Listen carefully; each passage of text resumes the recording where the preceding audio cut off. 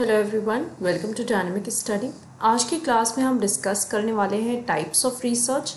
Types of research में कितनी types of research हैं ये हम डिस्कस करेंगे। ओके, तो रिसर्च एप्टीट्यूड की ये क्लास है, लेसन 4 आपका चल रहा है। आई होप आपको end of the video topic अच्छे से समझ में आ जाएगा। तो चलिए करते हैं स्टार्ट हम आज की class.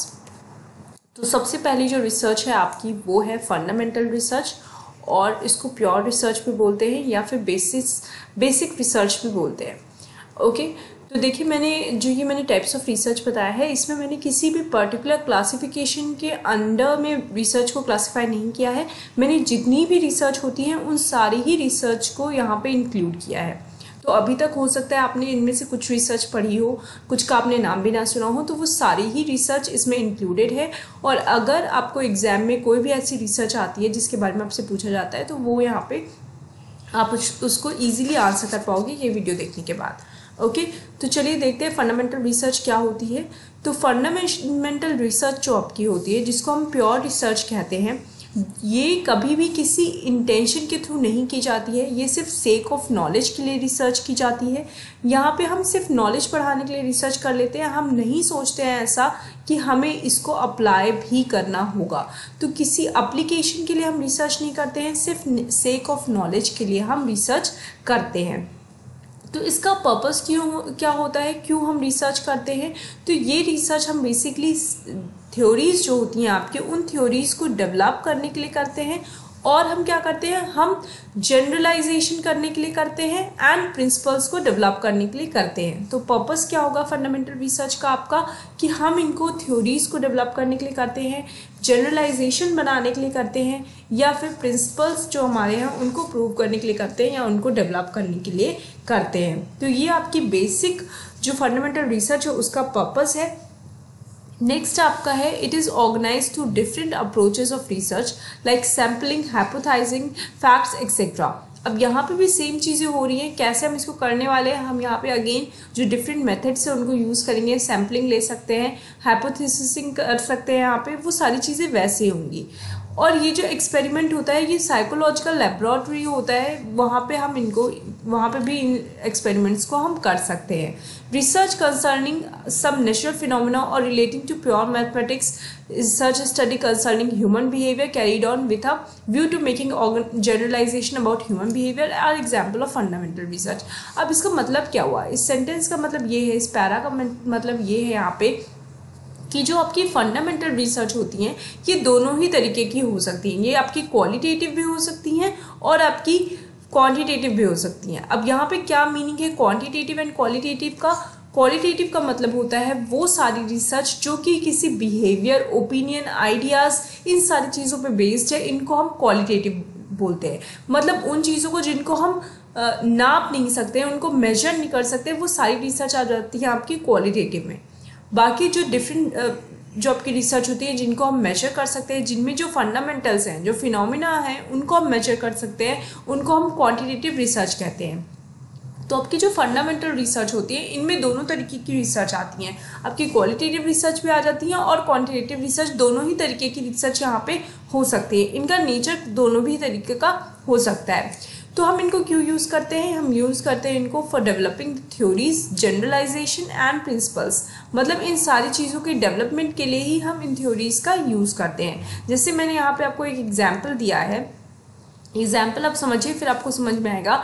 Evidence for the third body force 3BF derive from neutron NN scattering length data and nuclear data for science and technology. अब आपको आई नो बहुत सारे लोगों को ये समझ में नहीं आ रहा होगा कि क्या लिखा है। तो देखिए ये लिखा हुआ है कि इनको एक प्रिंसिपल को प्रूव करना है इस रिसर्च के थ्रू। और रिसर्च क्या है ये बता रहे हैं कि हम थर्ड बॉडी फोर्स की रिसर्च, मतलब हम कोशिश कर रहे हैं ये जानने की कि क्या कहीं वहाँ पे थर्ड बॉडी फोर्स होता है, न्यूट्रॉन स्कैटर करते हैं जब आपस में, और न्यूक्लियर डेटा के थ्रू, ऐसा करके एक ये रिसर्च है। तो इस रिसर्च को फाइंड आउट करने का पर्पस क्या है? पर्पस क्या है? सिर्फ इनको रिसर्च को फाइंड आउट करना है। ये कोई इंटेंशन नहीं है इनका कि हम आगे इसको कहीं अप्लाई करेंगे। बस ये रिसर्च कंडक्ट करना चाह रहे हैं फॉर द डेवलपिंग थ्योरीज और फॉर जनरलाइजिंग और मेकिंग सम अजम्पशन और डेवलपिंग सम प्रिंसिपल। तो इस तरह की रिसर्च को हम फंडामेंटल रिसर्च कहते हैं या फिर प्योर रिसर्च कहते हैं। प्योर वर्ड इसको क्यों बोला गया है, क्योंकि यहाँ पे हम प्योरली रिसर्च कर रहे हैं, ना कि उसका अप्लीकेशन कर रहे हैं, ना ही हमारा अप्लीकेशन का पर्पस है। बेसिक रिसर्च या फंडामेंटल रिसर्च आपकी इस नेचर की रिसर्च होती है। नेक्स्ट है आपका अप्लाइड रिसर्च। ओके, तो यहाँ पे हम क्या करते हैं, utilises principles made by fundamental research to know the problem with best possible manner. अब जब आप ये टर्म देख रहे हैं अप्लाइड का मतलब क्या होता है, अप्लाइड का मतलब होता है किसी चीज़ में कोई चीज़ अप्लाई करना या वहाँ पे लागू करना या उसको लगाना। तो वो सारी रिसर्च जहाँ पे हमने फंडामेंटल रिसर्च के जो प्रिंसिपल्स हमने डेवलप किए थे, उन फंडामेंटल प्रिंसिपल्स को हम आगे रिसर्च करके उनको अप्लाई कर रहे हैं रियल लाइफ सिचुएशंस पे, उन सारी रिसर्च को हम अप्लाइड रिसर्च कहते हैं। मतलब उन रिसर्च के थ्रू जिसमें आप किसी प्रिंसिपल को, चाहे वो पहले से डेवलप्ड हो, चाहे आपने रिसर्च के थ्रू डेवलप किया है, और उस रिसर्च को, उस प्रिंसिपल को आप कोई मतलब कई जगह पे उसका इम्प्लीमेंटेशन कर रहे हो, उसको आप अप्लाई कर रहे हो, तो ऐसी रिसर्च को आप क्या बोलोगे, उसको आप बोलोगे अप्लाइड रिसर्च। यहाँ पे क्या होता है, अप्लाइड रिसर्च हम क्यों करते हैं, क्योंकि हमें कोई इमीडिएट प्रॉब्लम होती है उसको सॉल्व करना होता है, और हमें पता होता है कि ये जो थ्योरी है हमारे पास, जो एक नॉलेज है हमारे पास, इसमें अगर हम रिसर्च करेंगे तो इसका जो एप्लीकेशन होगा, उस एप्लीकेशन के थ्रू हमारी जो इमीडिएट प्रॉब्लम है उसको हम सॉल्व कर सकते हैं। और इसका एम क्या होता है, aim at finding a solution for a immediate problem facing an society, industry, business organisation etcetera. मतलब ये जो हमारा सोल्यूशन, जो हम इमीडिएट प्रॉब्लम का सोल्यूशन ढूंढ रहे हैं, या अप्लाइड रिसर्च के थ्रू हमें जो प्रॉब्लम का सोल्यूशन मिलने वाला है, इसके थ्रू हम किसी भी चीज़ का सोल्यूशन पा सकते हैं। चाहे वो सोसाइटी से रिलेटेड प्रॉब्लम हो आपकी, चाहे इंडस्ट्री से रिलेटेड प्रॉब्लम हो, चाहे बिजनेस से रिलेटेड प्रॉब्लम हो, या फिर ऑर्गेनाइजेशन से रिलेटेड प्रॉब्लम हो, तो कैसे भी प्रॉब्लम होगी हम अप्लाइड रिसर्च के थ्रू ही उसको सॉल्व कर सकते हैं। Solve the practical problem of the modern world rather than the acquired knowledge for knowledge sake. अब यहाँ पे हम क्या करते हैं, वहाँ पे फंडामेंटल रिसर्च में हम नॉलेज सेक के लिए, सिर्फ नॉलेज पाने के लिए हम रिसर्च कर रहे थे। यहाँ पे क्या है, हम उस नॉलेज को अप्लाई करने की कोशिश कर रहे हैं ताकि हम उसका कुछ यूज़ कर सकें। ठीक है, यहाँ पे जो रिसर्च है उसके हम यूज़ के बारे में सोच रहे हैं, वहाँ सिर्फ हम नॉलेज के बारे में सोच रहे थे। Marketing research is an example of applied research. जैसे एग्जाम्पल मैंने आपको यहाँ पे दिया है, how does tobacco use in various forms affects human. तो ये आपकी क्या है, अप्लाइड रिसर्च है। अब आपको ये पता है कि टोबैको जो है वो अफेक्ट करता है ह्यूमन की हेल्थ को, इसके लिए कोई रिसर्च हुई होगी तब उनको पता चला होगा। ठीक है, बट वो किस तरीके से हार्म करता है, किन किन फॉर्म्स में हार्म करता है, और अगर वो फॉर्म्स में हार्म करते हैं तो हम उसको कैसे बेटर कर सकते हैं, कैसे उसके हार्म को रिड्यूस कर सकते हैं, ये सारी चीज़ें हम किस तरह की रिसर्च में करते हैं, ये सारी चीज़ें हम अप्लाइड रिसर्च में करते हैं। तो यहाँ पे एक प्रॉब्लम है, ठीक है, हमें प्रॉब्लम पता है कि ह्यूमन्स को अफेक्ट कर रहा है, उस प्रॉब्लम को सॉल्व करने के लिए हमने ये रिसर्च कंडक्ट करी है। ठीक है, और इस रिसर्च का एप्लीकेशन क्या होगा, जो हम एप्लीकेशन लगाएंगे रियल लाइफ में उस सिचुएशन को सॉल्व करने के लिए। तो इस तरीके की जो रिसर्च होती है उनको हम अप्लाइड रिसर्च कहते हैं। ओके, नेक्स्ट है आपका एक्शन रिसर्च। एक्शन रिसर्च भी अगेन आपकी अप्लाइड रिसर्च ही होती है। यहाँ पे क्यों हम एक्शन रिसर्च करते हैं, हम एग्जिस्टिंग या इमीडिएट प्रॉब्लम को सॉल्व करने के लिए एक्शन रिसर्च कहते हैं। मतलब ये आपके अप्लाइड रिसर्च जो है वो एक बिगर कॉन्सेप्ट है, एक्शन रिसर्च उसका ही एक सब पार्ट है। ठीक है, ये मान लीजिए अगर आपकी अप्लाइड रिसर्च हो गई तो ये आपका होगा action research. We try to find workable solution by launching projects in the field. अब यहाँ पे क्या कर रहे हैं हम यहाँ पे फील्ड में कोई प्रोजेक्ट लॉन्च करते हैं और उस प्रोजेक्ट के थ्रू हम वर्केबल सोल्यूशन को फाइंड आउट करने की कोशिश करते हैं। ये आपकी बेसिक डेफिनेशन है एक्शन रिसर्च की। अब लॉन्चिंग प्रोजेक्ट का क्या मतलब है, लॉन्चिंग प्रोजेक्ट का मतलब है कि रिसर्च कंडक्ट करना, मतलब हम रिसर्च कंडक्ट करते हैं और जिन प्रोसेस के थ्रू, जिन स्टेप्स के थ्रू हम रिसर्च कंडक्ट करते हैं उन प्रोसेस के थ्रू ही हमको सोल्यूशन मिलता है। Its aim is an immediate application but not any development of theory. अब इसका क्या एप्लीकेशन होता है, इसका ये एप्लीकेशन होता है कि यहाँ पे हम इमीडिएट एप्लीकेशन करते हैं बट हम यहाँ पे डेवलपमेंट ऑफ थ्योरी नहीं करते हैं। अप्लाइड रिसर्च में क्या था, हम डेवलपमेंट ऑफ थ्योरी भी कर सकते थे, उसका पार्ट था वो कि मतलब आप चाहो तो थ्योरी डेवलप करो और उसके बाद उसको अप्लाई करो। ठीक है, क्योंकि वो अप्लाइड रिसर्च थी। एक्शन रिसर्च में हम क्या करें, हम डेवलपमेंट ऑफ थ्योरी पे फोकस नहीं कर रहे, हम सिर्फ और सिर्फ इमीडिएट एप्लीकेशन की बात करें कि कैसे हम एप्लीकेशन को इमीडिएटली लगाने वाले हैं, कैसे हम उसको सही करने वाले, ठीक है, उस पर्टिकुलर प्रॉब्लम को सॉल्व करने वाले हैं।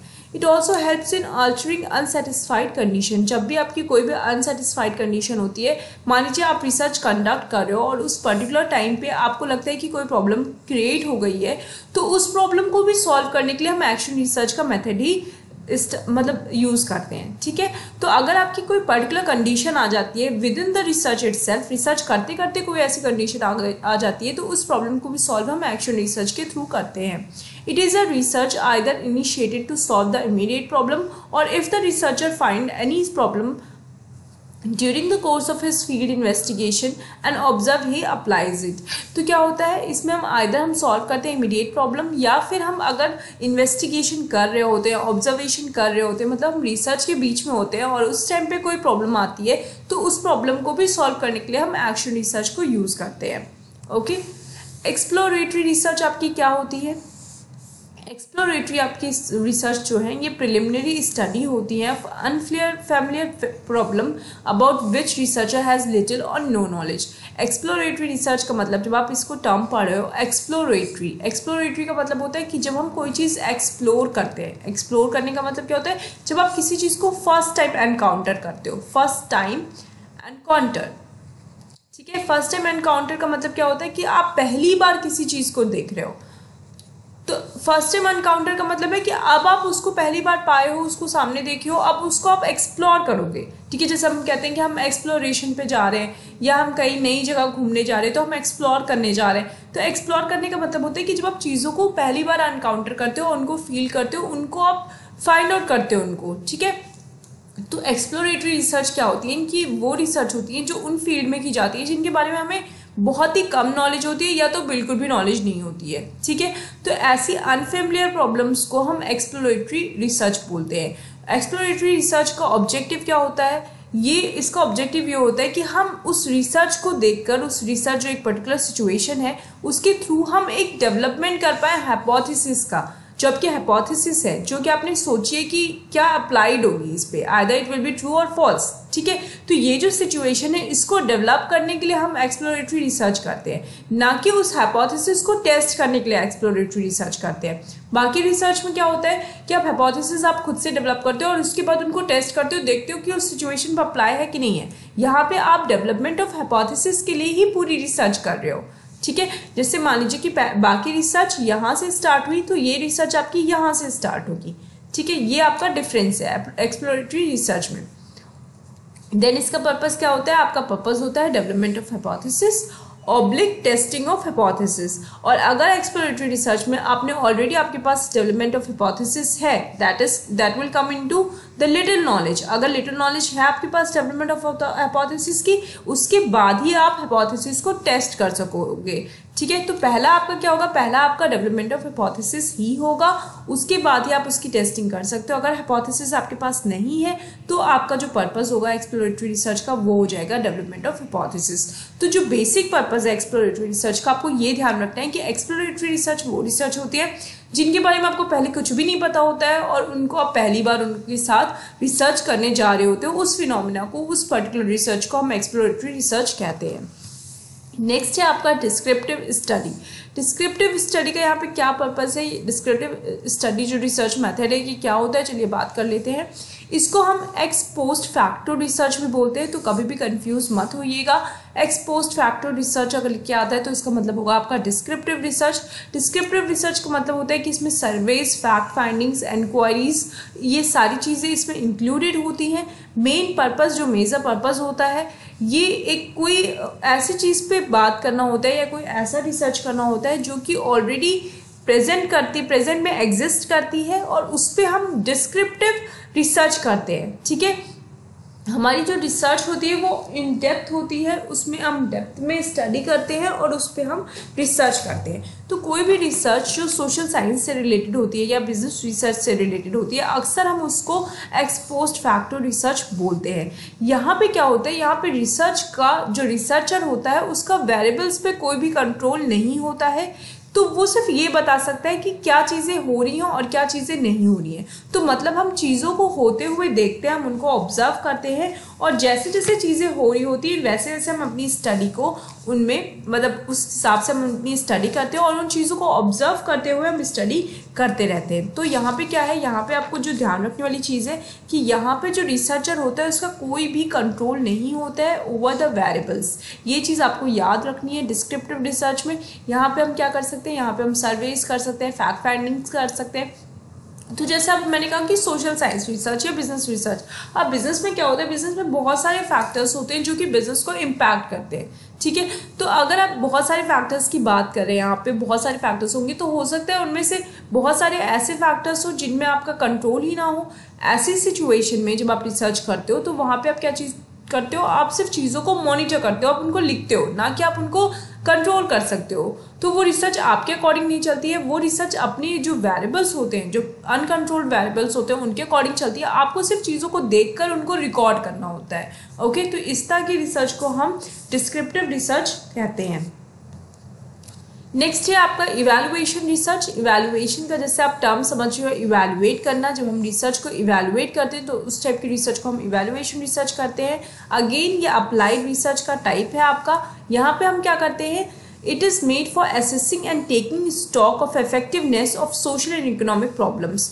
तो हम किसी भी रिसर्च का, कोई भी रिसर्च या कोई भी एक पर्टिकुलर सिचुएशन है या एक मतलब आप कह लीजिए कि एक कोई भी एक प्रोग्राम है या कुछ भी है, उसकी जब हमें इफेक्टिवनेस को चेक करना होता है, उस पर्टिकुलर सिचुएशन को चेक करना होता है या इवैल्यूएट करना होता है। जैसे इवैल्यूएशन का मतलब आप जानते हैं कि किसी चीज़ को चेक करना है, किसी चीज़ को इवैल्यूएट करना, ठीक है, उसकी इफेक्टिवनेस को जज करना। तो हम जब चीज़ों को जज कर रहे हैं, जब उनको हम चेक कर रहे हैं, तो उस टाइप की रिसर्च को हम इवैल्यूएशन रिसर्च बोलते हैं। जैसे मान लीजिए कि आपने कोई प्रोजेक्ट लॉन्च किया, ठीक है, तो उस पर्टिकुलर प्रोजेक्ट का क्या इफेक्टिवनेस है उसको चेक करने के लिए जब आप रिसर्च करते हो तो उसको हम इवैल्यूएशन रिसर्च कहते हैं। जैसे मान लीजिए इंडिया में कोई एम्प्लॉयमेंट मतलब कोई एम्प्लॉयमेंट स्कीम लगाई गई है, नई एम्प्लॉयमेंट स्कीम है, तो वो कितनी ज़्यादा सक्सेसफुल है उसको चेक करने के लिए अगर हम रिसर्च करेंगे तो उसको हम इवैल्यूएशन रिसर्च बोलेंगे। जैसे मान लीजिए जो फैमिली प्लानिंग स्कीम्स होती हैं उनको चेक करने के लिए आपको रिसर्च हो तो उसको हम इवैल्यूएशन रिसर्च कहेंगे। कोई इरिगेशन प्रोजेक्ट जो गवर्नमेंट ने लॉन्च किया है उसको चेक करने के लिए कोई रिसर्च हो तो उसको हम इवैल्यूएशन रिसर्च करेंगे। इस तरीके से यहाँ पे क्या होता है, जो एम्फेसाइज होता है वो होता है सिर्फ सिंगल एस्पेक्ट्स का। सिंगल एस्पेक्ट की हम बात क्यों कर रहे हैं, क्योंकि हम यहाँ पे सिर्फ ये चेक कर रहे हैं कि आपका जो काम है, जो आपने प्रोजेक्ट ऑलरेडी शेड्यूल किया था, जो आपने जिस चीज़ के लिए आप रिसर्च कर रहे हो वो सक्सेसफुल है या नहीं है। तो यहाँ पे हम क्या कर रहे हैं, हम सिर्फ इफेक्टिवनेस की बात कर रहे हैं। तो आंसर आएगा आइदर यस में या फिर नो में, ठीक है। हम उसकी डिग्री ऑफ इफेक्टिवनेस को चेक नहीं कर रहे हैं, बल्कि हम सिर्फ उसके इफेक्टिवनेस की बात कर रहे हैं कि वो इफेक्टिव है या नहीं है, वो सही चल रही है या नहीं चल रही है। इस तरीके की रिसर्च को जहाँ पे हम इवैल्यूएट करते हैं उन रिसर्च को हम इवैल्यूएशन रिसर्च कहते हैं। नेक्स्ट आपका आता है डायग्नोस्टिक रिसर्च। डायग्नोस्टिक रिसर्च आपकी डिस्क्रिप्टिव स्टडी जैसी ही होती है, बट इसमें थोड़ा सा अलग फोकस होता है। यहाँ पे हम ये देखते हैं कि जो हो रहा है मतलब क्या हो रहा है, ठीक है, हम देखते हैं व्हाट इज हैपनिंग, क्यों हो रहा है एंड हम इसके बारे में क्या कर सकते हैं। इसको हम डायग्नोस्टिक रिसर्च कहते हैं। डायग्नोस्टिक का मतलब क्या होता है, कोई चीज़ डायग्नोस करना। डायग्नोस का मतलब ये होता है फाइंड आउट करना कि वाई, ठीक है, क्यों हो रहा है ये चीज़। जब हम क्यों की बात करते हैं, जैसे आप जाते हैं डॉक्टर के पास, कोई प्रॉब्लम होती है आपको, तो डॉक्टर क्या करता है, आपकी डिफरेंट टेस्ट लेता है, उसके थ्रू वो डायग्नोस करता है कि आपको क्या प्रॉब्लम है, ठीक है। इसी तरह हम डायग्नोस्टिक रिसर्च में कोई भी सिचुएशन को हम डायग्नोस्टिक रिसर्च अगर वहाँ पे कर रहे हैं तो इसका मतलब हम वहाँ पे डायग्नोस कर रहे हैं कि ये चीज़ यहाँ पे क्यों हो रही है, वाई दिस इज हैपनिंग, ठीक है। उसके बाद हम ये भी देखते हैं कि हम इसमें क्या कर सकते हैं और क्या हो रहा है, ठीक है।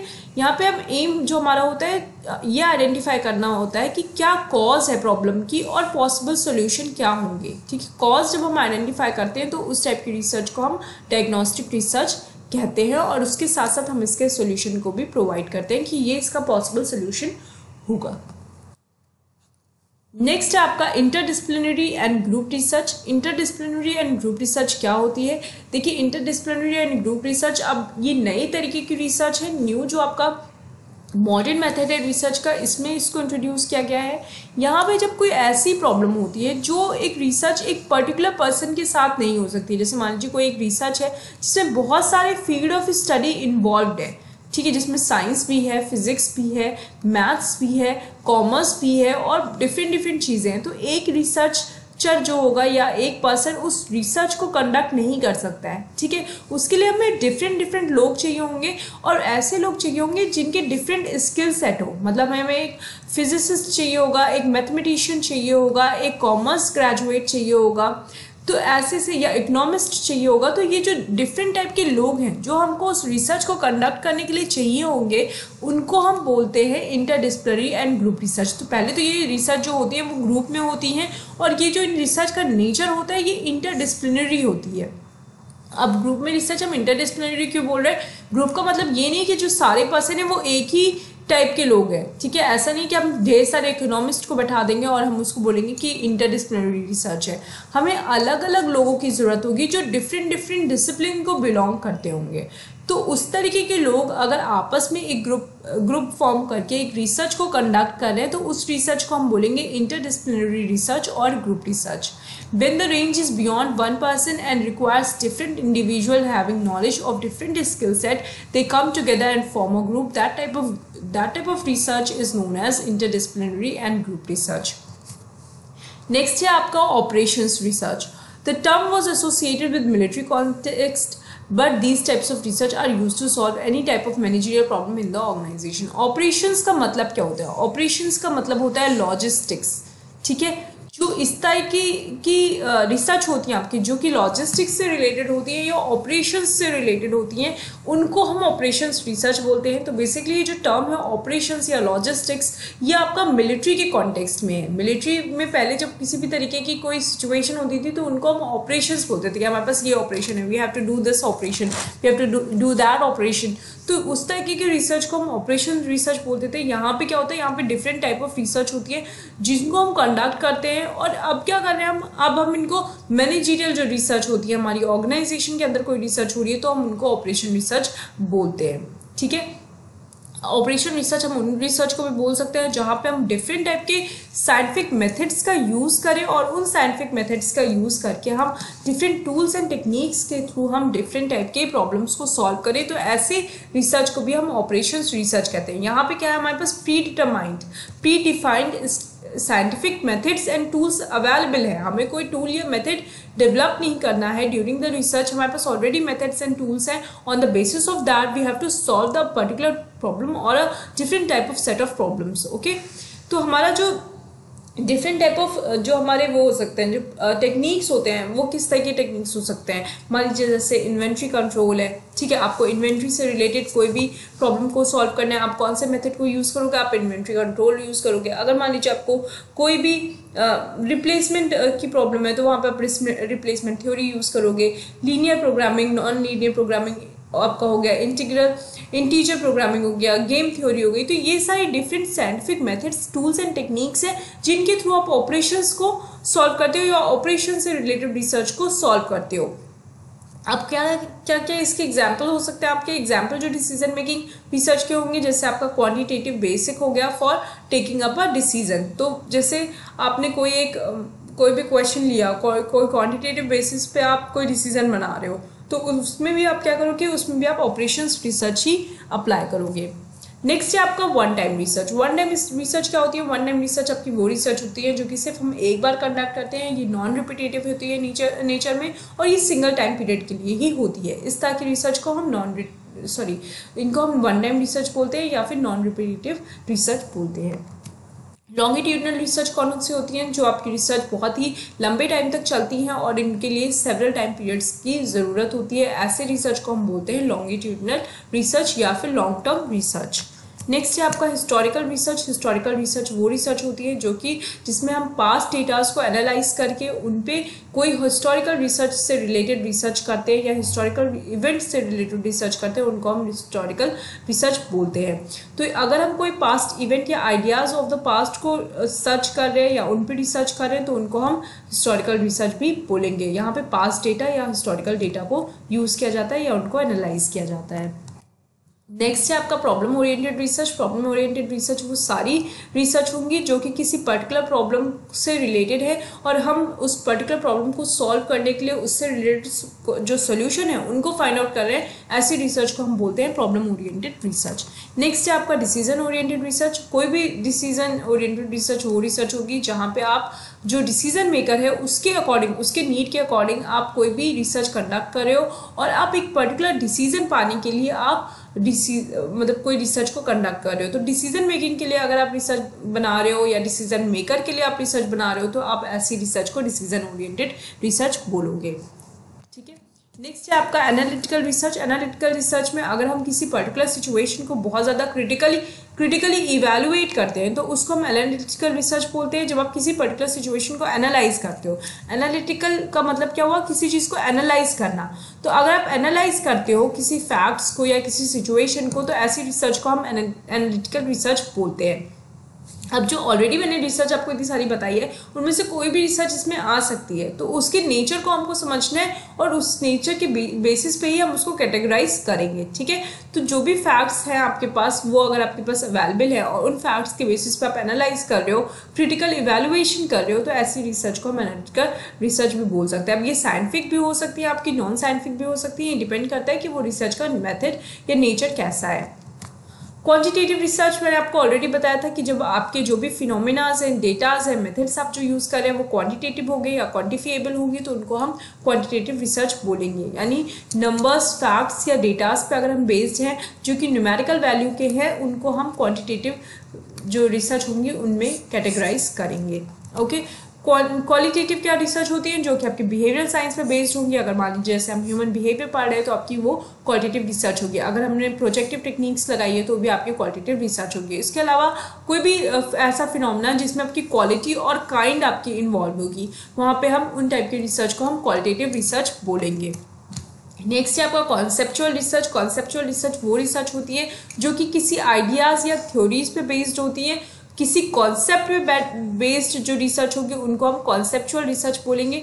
यहाँ पे हम कॉन्सेप्ट को जज करने की कोशिश करते हैं, कॉन्सेप्ट को टेस्ट करने की कोशिश करते हैं और उन रिसर्च को हम कॉन्सेप्चुअल रिसर्च बोलते हैं। ये अक्सर फिलोसफर्स जो होते हैं, थिंकर्स जो होते हैं वो ऐसी रिसर्च करते हैं जब उनको किसी भी कॉन्सेप्ट को टेस्टिंग करनी होती है या जब कोई आइडिया होता है उनके पास और उस आइडिया को टेस्ट करने के लिए वो रिसर्च को कंडक्ट करते हैं। नेक्स्ट है आपका एम्पेरिकल रिसर्च। एम्पेरिकल रिसर्च जो होती है वो एक्सपीरियंस के ऊपर डिपेंड करती है या ऑब्जर्वेशन के ऊपर डिपेंड करती है। डेटा बेस्ड रिसर्च होती है और एक्सपेरिमेंटल रिसर्च होती है। एम्पेरिकल का मतलब एक तरह से हो गया आपका एक्सपेरिमेंटल जहाँ पे हम चीज़ों को एक्सपेरिमेंट कर रहे हैं, या तो हम उसको एक्सपीरियंस के बेसिस पे एक्सपेरिमेंट कर रहे हैं या ऑब्जर्वेशन के बेसिस पे हम उसको एक्सपीरियंस कर रहे हैं। मतलब या तो आपने उसको एक्सपीरियंस किया है या तो आप उसको देख के कर रहे हो। ठीक है, देखा हुआ है आपने, देख के आप उसको ऑब्जर्व करके उस रिसर्च को कंडक्ट कर रहे हो। तो ये सारी ही रिसर्च जो होती है वो एम्पेरिकल रिसर्च में आती है। इनको हम डेटा बेस्ड रिसर्च भी बोलते हैं क्योंकि यहाँ पे हम डेटास को कलेक्ट करते हैं, on the basis of that हम अपनी रिसर्च को फॉर्म करते हैं। तो ये आपकी एम्पेरिकल रिसर्च हो गई।